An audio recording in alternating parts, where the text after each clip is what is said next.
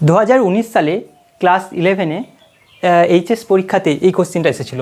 আশা করি তোমরা এটা নিজেই পারবে। দেখো, কোনো কণার ভর ও দ্রুতি পরিমাপে ত্রুটি যথাক্রমে 0.1% এবং 0.2% হয়, তাহলে গতিশক্তি পরিমাপে ত্রুটির পরিমাণ কত? দেখো, আমরা ই ইকুয়াল টু কি জানি? Half M V square. তো এবার দেখো, সংখ্যার তো ত্রুটি হয় না, এম এর পরিমাপের সময় ত্রুটি হবে আর ভি পরিমাপের সময় ত্রুটি হবে, তাই হাফটাকে আমি তুলে দিলাম। এবার সূত্র কি ছিল?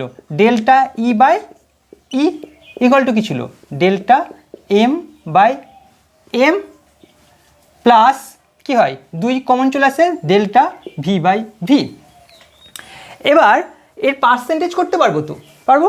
হ্যাঁ, কীভাবে করবো? ডেল্টা ই বাই ই গণিত 100 পার্সেন্টেজ হয়ে গেল, তাহলে এদিকে পার্সেন্টেজ হবে 100 দিয়ে গুণ হবে, তাহলে ডেল্টা এম বাই এম গণিত 100 এই পার্সেন্টেজ হবে plus 2 into delta V by V গণিত 100, এটা পার্সেন্টেজ হবে। বুঝতে পারছো?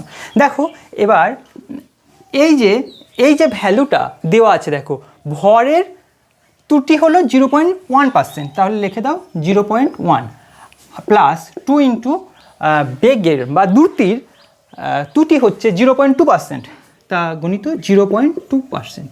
ঠিক আছে, পার্সেন্টেজ লিখে দাও। তাহলে এখানে কত হচ্ছে? 0.1 প্লাস 2 দুগুণে 4, 0.4% ইকুয়াল টু হচ্ছে 0.5%। বুঝতে পারছো? তাহলে কোন অ্যান্সারটা ঠিক হলো? 0.4%। ঠিক আছে তাহলে।